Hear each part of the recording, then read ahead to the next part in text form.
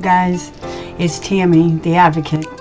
I know I've been MIA for a long time, and basically guys, I needed to regroup. I was burnt out. A lot of things going on, but a lot of it had to do with advocacy and the strain that I go through as an advocate. And it got to me after a while, and it took a long time. It took over 30 years, so I needed a break. And this happened one other time, but I was working for my dad, so I had to stop. But anyway, I'm back, hopefully, and I'm going to try to do a steady stream of videos. However, I will only be doing this on YouTube. So in order to get any information from me or any videos, you will have to come here. Once in a blue moon, I might do a live on Facebook and simultaneously on YouTube. However, most of it will be done on YouTube. So this is my intro to me and my new retirement. Part of my being missing in action had to do with how I was going to move forward, because I can't let it go altogether. I have to be honest. I really, really like doing this, and so I had to figure out how I wanted to move forward so that I could protect myself and to, have a life outside of special education. So this is my decision to do it is YouTube. Now, what I actually went back and I reviewed some things about some of our shows and some of you guys, and the questions that you wanted answers to had to do with filing complaints or due process. I don't like due process because I think it's majorly rigged, and you're spending a lot of time to go before a hearing officer when I'm telling you 90% of the time you're going to lose. And that's always been my position. It's always been my perspective, and because I've been there, done that. So my goal has always been to go and file complaints. It works wonders. It gets people's attention. Even when it doesn't come out right, you have it on record that you filed this. And so you keep filing and you keep building a record, and that's called the paper trail.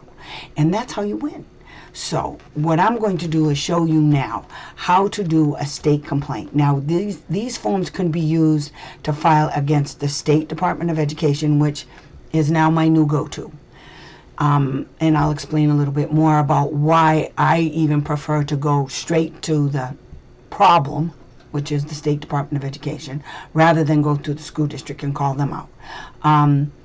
There are a whole set of rules that OSEP put out regarding the State Department of Education in every state, and their obligations to oversee the implementation of IDEA by their school districts. That's their job, to oversee it. So when they don't oversee it, that's when we have all of these complaints. And so my whole philosophy now is, why bother going after the school district? Just go after the state. Now you've nixed out. Bye-bye, lawyers. Now you don't have to deal with them. See, that's why I like it. But you could do both. So, and I'm going to show you how to do it. So this form that I'm going to give you, you can use it both ways. Okay? So what we're going to do is we're going to talk about how you're going to do that.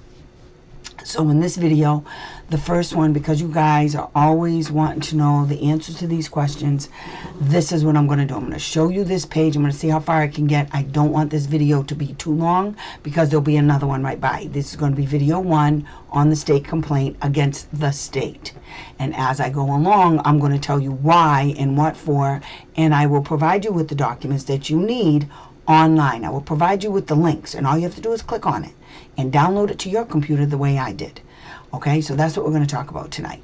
So with that being said, let's just go on. I want to welcome you guys in. If you've never been here before, thank you for coming, and I hope you just click that subscribe button and hit the notification bell, so every single time I upload a video, you will be notified. And if you're not notified, let me know. That's also where you need to put your questions. If you have any questions about anything, I don't care what it is, just don't put personal information in the comment box. Ask me a question about the laws. I'm good with that, okay? or ask me a question about your situation. What does, for instance, what does FAPE mean? Or how do I go about doing due process? There's lots of different information out there that you can get your hands on that is nothing but a link for me to give you, and I can give it to you right in the comments. So that's what you have to do, okay? If I don't contact you, then you can contact me. I have several pages that I'm going to look at. And from now on, I will check every single video now to see if there's any comments or if anybody did anything. I'm looking to grow my channel. This is fun for me. I know this is pain in the butt for most of you guys, but this is fun for me. It's a challenge, and I like a challenge. So let's get into this and let's go find out how I can show you how you can navigate the system the same way. And for the record, guys, if you don't do it, it's not going to get done. You understand? I understand you just want to put your kid on a bus and you just want to send your kid to school. I get it. Unfortunately, your kid's not going to get an education. Okay? They're not. Even if we do this, there's still no guarantees. But we can try, which is more than what's going on in 99% of your children's lives. Okay? They're not getting anything. They're being babysat at public school expense. Okay? Those are your tax dollars. They're babysitting your kid. You can get a babysitter. You don't need the public school system to pretend they are educating your kid. Anywho, let's get into this, and we're going to move right into the first page of my document that I created, okay? We're going to go to the first page, and I'm going to show you how to do this, okay? So stay right there. Okay, guys, so the first page that I just put up for you guys to look at, it'll say my name, Tammy Joya, and there's a copyright on it. And it explains the laws that I use. Okay, the first law is state complaint pursuant to 300.151 through 153. I will put a link in so that you guys can get this if you want it. Okay, now this form is for you to complete, and in it says various things. The state complaint will ask who did you speak to from the school district to resolve the issues in your complaint, and then it'll say please include any and all individuals and their titles and the date you tried to resolve the issues, including but not limited to any and all emails. Okay, so it goes on, so you read that first part. Okay, so now you got an idea. Now the next part is going to talk about the allegation. Okay, so according to federal law, in order to file a complaint, you have to make an allegation. That's 34 CFR 300.507 and 508. Okay, you have to cite an allegation, okay, of a denial of a failure to implement the regulations. Okay, so the first one says, for instance, the first one that you always put, is a denial of FAPE. So you check off that box. Okay, check off the box. Denial of FAPE. And FAPE stands for Free and Appropriate Public Education. Okay, so that's the first box. Now, underneath that, you can get more specific. You can say that the district, you can check off all of them or just one of them. It doesn't matter. You have to check off denial of FAPE. And then you have to check off one of those three boxes. Okay, and it says check all that apply. You can check all of them. You can check one of them. You can check two. But this is part of the denial of FAPE, one of these three things. The district failed to implement the last accepted IEP. See attached, because you're going to attach the IEP that they didn't implement. Okay, those are your allegations. Those are your evidence. Remember, facts, law, evidence. Remember those three things. Okay, the next one is the district failed to implement related services and other supports in the last accepted IEP. That would also be, there'd be two checks. And the third one is the district failed to develop a reasonably calculated IEP to adjust my child's unique needs. And then I put check all that apply. Okay, now let's just sit in this moment, okay, just for a few minutes. So what you have to understand is this. When the district doesn't implement your kid's IEP, and you can prove it, okay, and I'm going to teach you how to prove stuff. All right. For instance, if you're saying they didn't implement the IEP, what part of the IEP are you saying they didn't implement? Now, most of it will be anything to do with the services that your kid was supposed to get under the IEP. Okay. So any implementation of a goal or an objective any implementation of related services such as OT, PT, speech and language, whatever your kid is supposed to be getting, according to that IEP, okay? Accommodations, okay? Because if your kid's on an IEP, your kid is protected under Section 504. So if the kid wasn't given any of the accommodations that you have included in the kid's IEP, that's also a violation. Section 504 violation, okay? There's many, many ways that they can deny FAPE, okay? But those three things right there, in a nutshell, everything is about the IEP. Any complaint you file, 99% of the time, it's about an IEP. They didn't implement it, they didn't write it, they didn't give it to you in time, the teachers don't have it. There's a lot of stuff, okay, regarding an IEP. And we can go into all of the different ways the school district can violate the implementation of an IEP, and therefore equals they denied FAPE. Because if the IEP is not being implemented, that's a denial of FAPE. The whole purpose of an IEP is to ensure that your child gets a free and appropriate public education, and that's all. To show that, all you have to do is read the IEP. The IEP says, basically the IEP is saying, without these services and explicit detailed information in this IEP, this kid cannot access the general curriculum, and therefore the kid cannot access FAPE. Therefore, the district denied FAPE. That's how it works, okay? The second one, okay, number 2 on my form, allegation of a violation of the idea. So now you can say, number 1, the district failed to address the issue of extended year services. That's another denial of FAPE. All of these are denial of FAPE. If the district says to you, we're going to give your kid ESY services, and then they don't, and you didn't waive it in writing, as a denial of FAPE, because your child needs the team agreed that your child, according to this IEP, that your child needed ESY services in order not to regress going into the next year. So what you want to do with your kid is you want to maintain his current level all through the summer, so that when he starts school in the fall, when he or she starts school, I should say, in the fall, won't miss a beat, okay? Won't miss a beat. Now, usually, a typical kid goes to school, and if a typical kid is out of school for 2 months, no services, there's a natural thing that happens where it takes kids, at least a typical kid, 6 weeks to get into the swing of going back to school, okay? 6 weeks takes, all right? So you can expect a little regression. Okay, the problem with regression is, and this is how you can prove that the district, either they denied you the right for ESY or they didn't implement it. This is how you can prove it. Give your kid 6 weeks in school the following year after the IEP was written, and then you will begin to see whether or not what your kid had when he left school in June or August, when he left school in June or May or June, or whenever this kid left school for summer, that your kid still had those skills.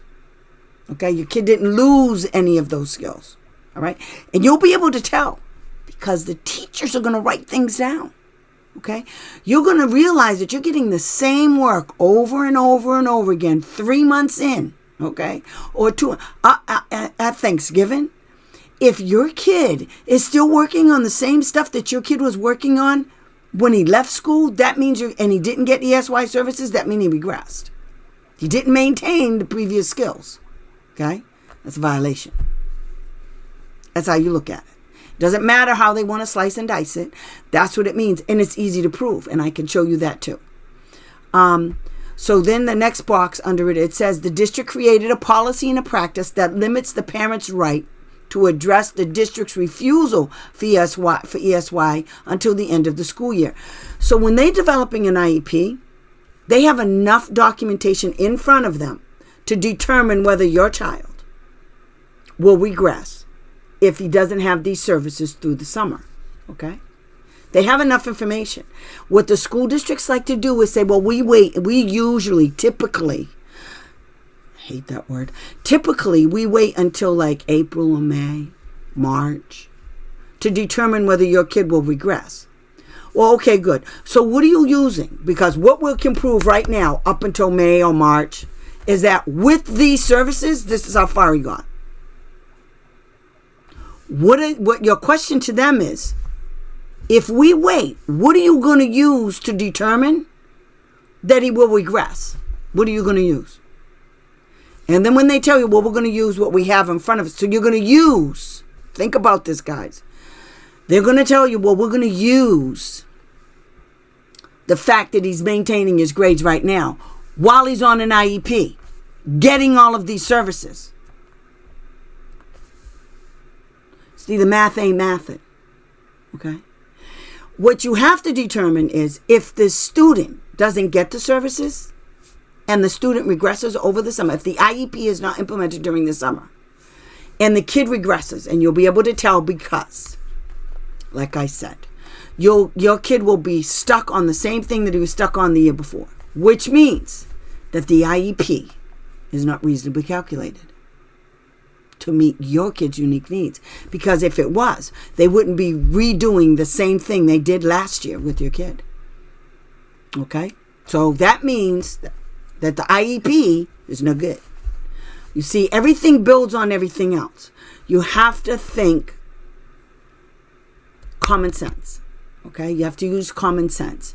And what the common sense will tell you is, the school district is, when the school district opens their mouth to tell you, because the first question you're going to say is, what are you going to use to determine that my child, towards the end of the school year, does not need extended year services? And they have to provide that to you. It's under the law. It's under the law.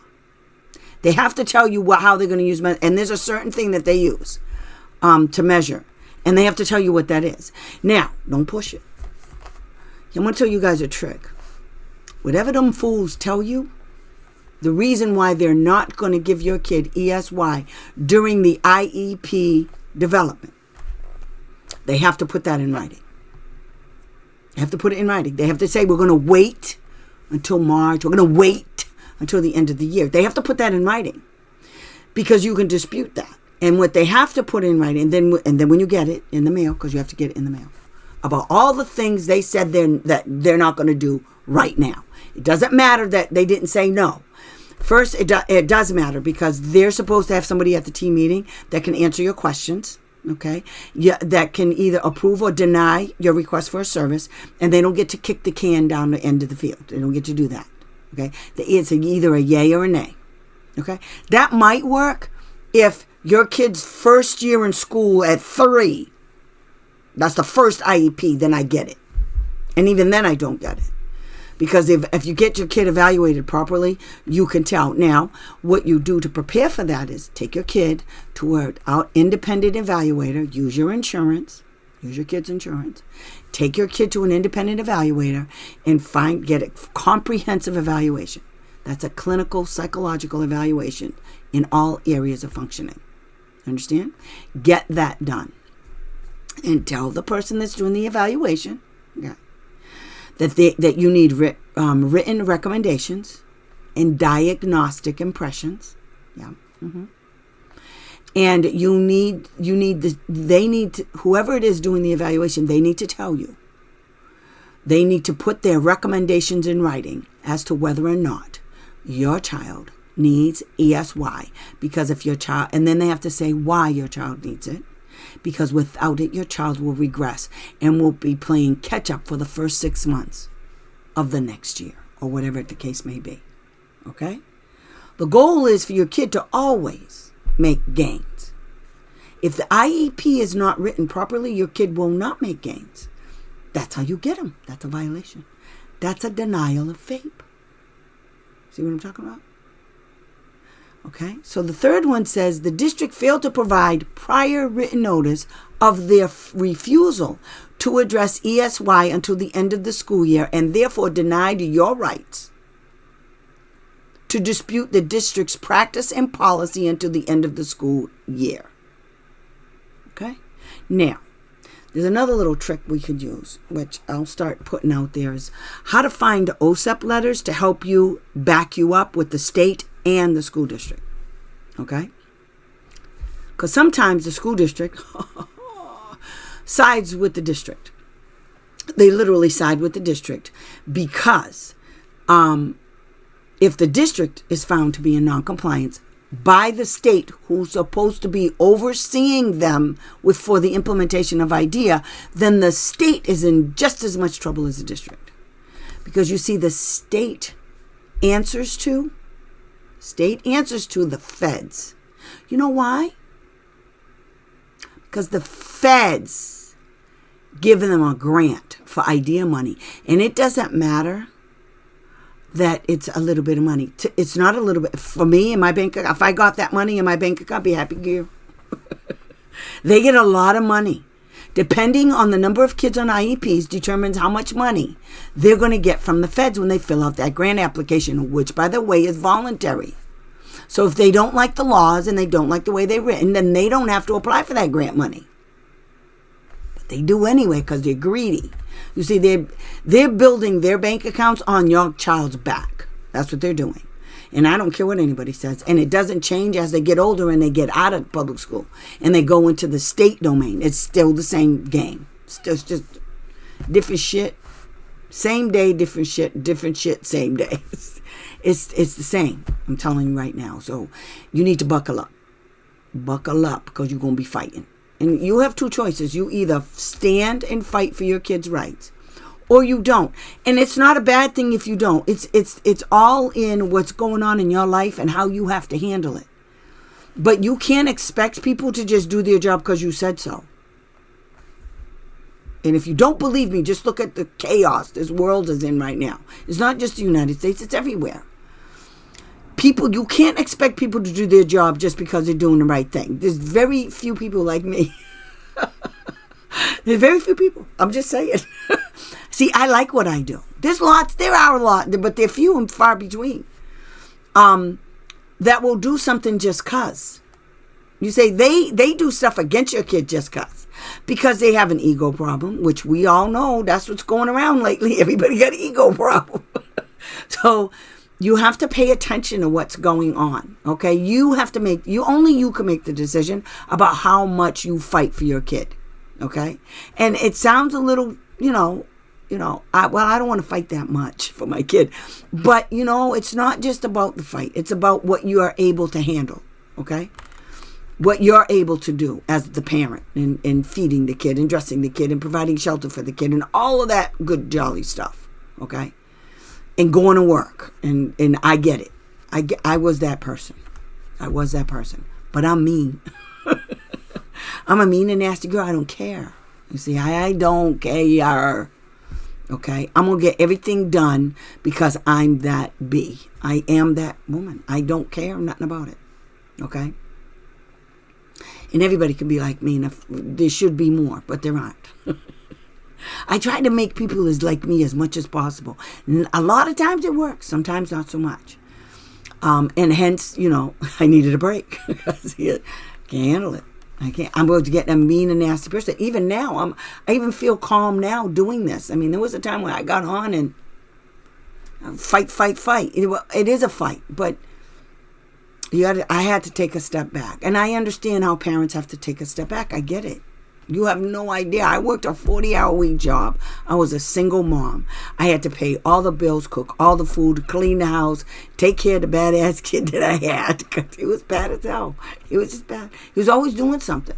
He never really got in trouble. He didn't get in trouble with the law or anything like that. He wasn't into drugs, but he was ADD-MS. You just... And I've told you guys this before about my kid. That's why I became an advocate.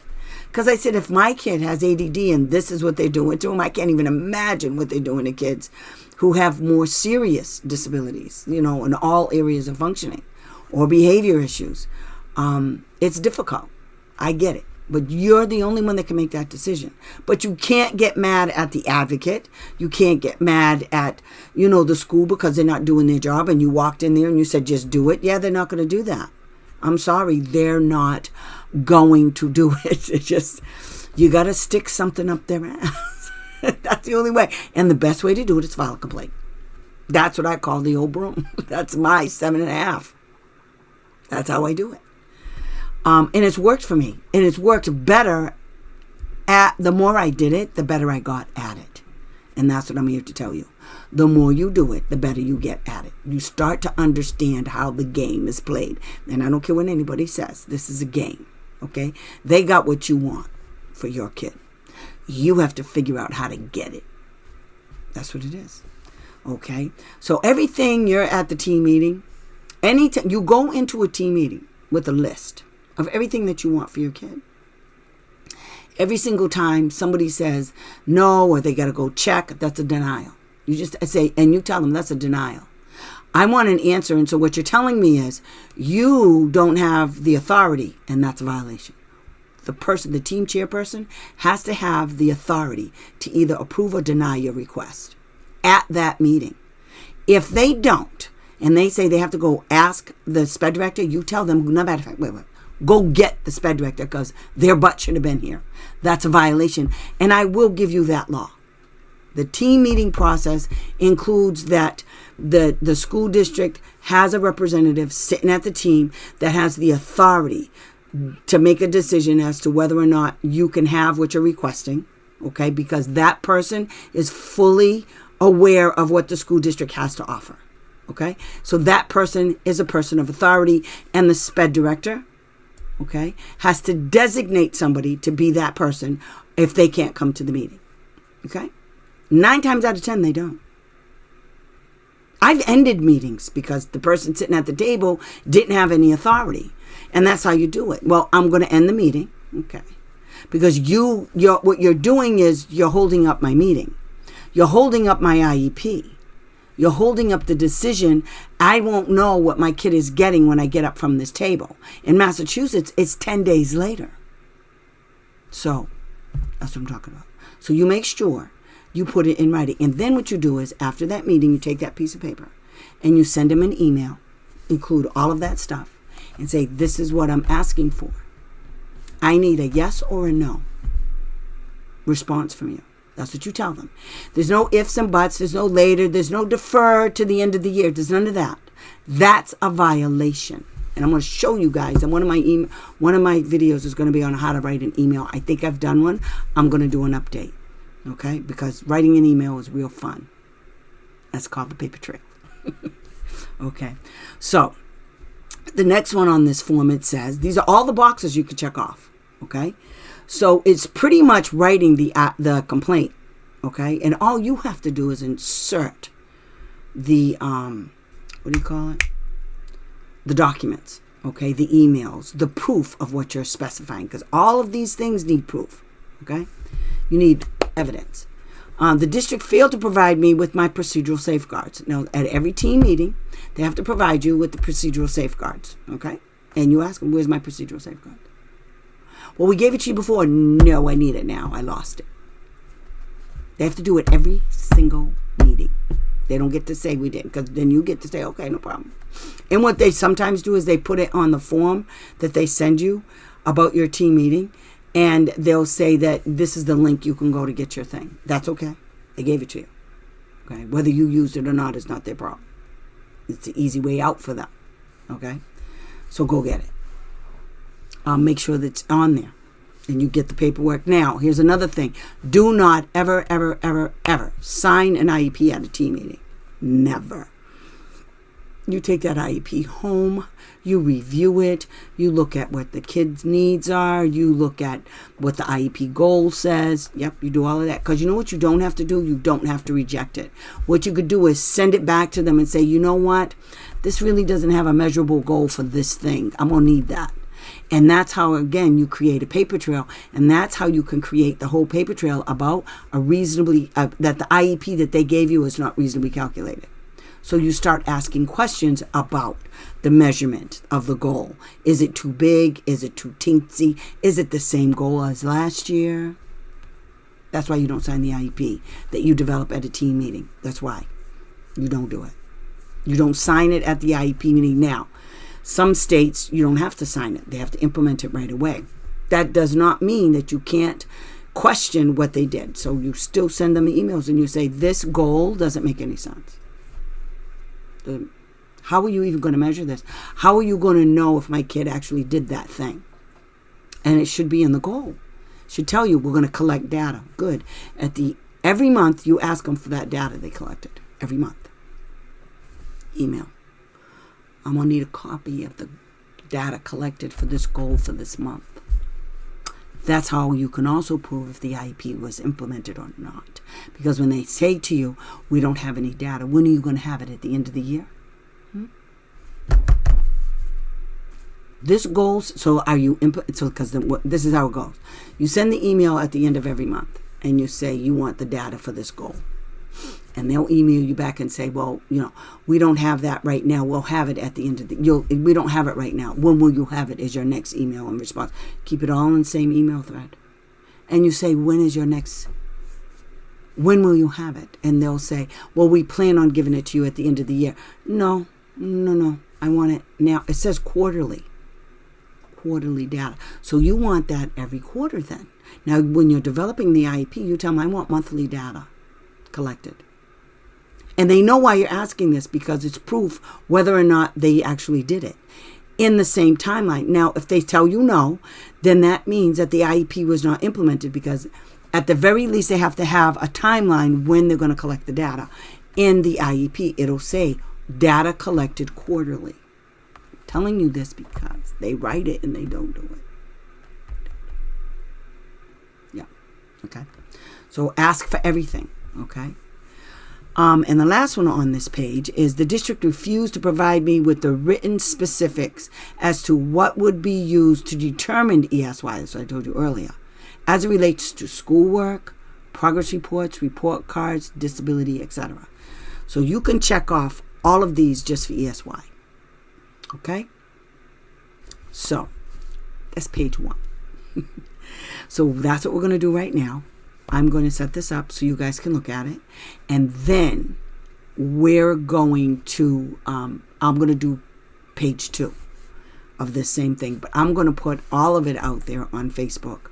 And I'm going to put it on this YouTube channel so you guys can actually see them. Okay? So that's what we're going to do. I'm going to do this one page at a time so that you'll be able to do it. When you want to look for it, you'll be able to find that page, because you don't need all of the pages. You may not need all of the pages to file against them. Okay? So I hope this helped you guys out. I'm about to sneeze. I hope this helps you out. I hope this encourages you to do the right thing with your kid, and to know that you're not by yourself. Mostly to know that you're not by yourself. Okay? And that there's somebody there watching. And I'm there to help. Now, I'm also going to put out there the standards for the SEA and the LEA's obligations to implement IDEA. That's what I'm going to be discussing too. Okay? There's lots to discuss with this stuff.